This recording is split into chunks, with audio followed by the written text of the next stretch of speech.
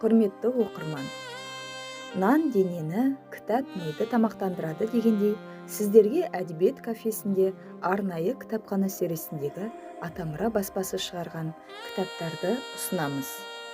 Жүсіпбек Аймауытовтың Ақбілек романы қазақ ауылы өмірінің шындығын, адамдар тағдырындағы өзгерістерді, ел тұрмысын, заман тынысын кеңінен суреттейді.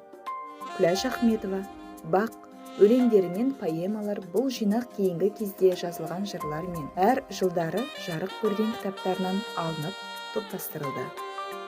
Марфуға Айтқожина «Сырлы саз» өлеңдері мен поэмалар жинағында ақын жанның ақтарылған сөз моншағы тізіледі. Мөлдір сезімнің інжу маржаны сүзіледі. Жүректі тебірентетін, ойын толқытатын шуақ төгіледі. Қасым Аманжолов Дариға сол қыз. Өлең жырларында бейбіт өмірді, қан майданды, туған жер мен ата-ананы, достық пен махаббатты, көңіл күй мен табиғаттың шынайы сезімін зор тебіреніспен жырлады. Ыбырай Алтынсарин «Кел балалар оқылық». Өлең әңгімелер мен мақал жұмбақтары жаңашыл педагогтың жастарды білім, өнер, ғылым жолына түсуге үндеген ой тұжырымы. Бүгінгі жастардың талабы бөлек, талпынысы жақсы.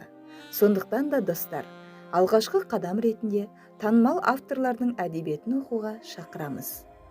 Әбіш Кекілбаевтың сөзін еске алсақ, адамды адам еткен кітап, адамзат еткен кітапхана дейді.